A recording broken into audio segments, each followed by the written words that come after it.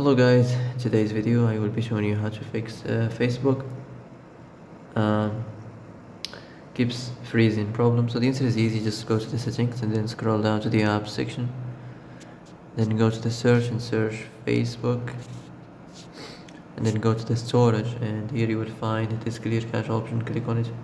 Now you can go check it if it works, and if it didn't you can try to restart your phone or turn the Wi-Fi off and on, or the Bluetooth or the airplane mode.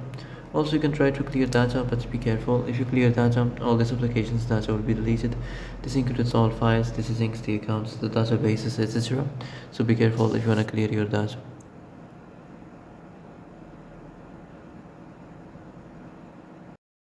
And that's it for today's video. I hope this is the answer you've been looking for. If you like this video, don't forget to like and subscribe, and see you in the next video. Thanks for watching.